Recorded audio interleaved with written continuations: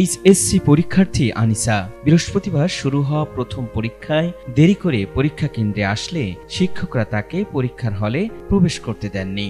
পরীক্ষার হলে প্রবেশ করতে না পেরে আনিসা কেন্দ্রের সামনেই বসে পড়েন।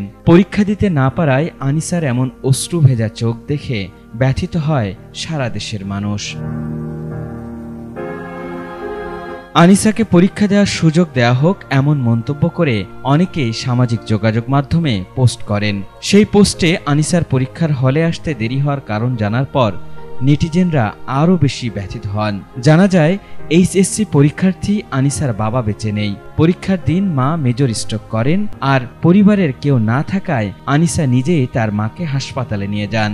হাসপাতাল থেকে পরীক্ষার কেন্দ্র মিরপুর সরকারি বাংলা কলেজে পরীক্ষা দিতে যান, কিন্তু পরীক্ষা কেন্দ্রে উপস্থিত হতে দেরি হয় তাকে ভিতরে প্রবেশ করতে দেওয়া হয়নি। সামাজিক যোগাযোগ মাধ্যমে এই বিষয়টি ভাইরাল হয়ে যায়।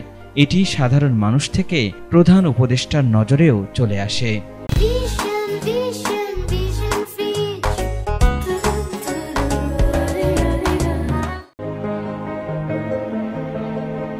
সামাজিক যোগাযোগ মাধ্যমে সাধারণ মানুষের আকুতির কারণেই এবার পুনরায় প্রথম দিনের পরীক্ষা দেওয়ার সুযোগ পাচ্ছেন এইচএসসি পরীক্ষার্থী আনিসা।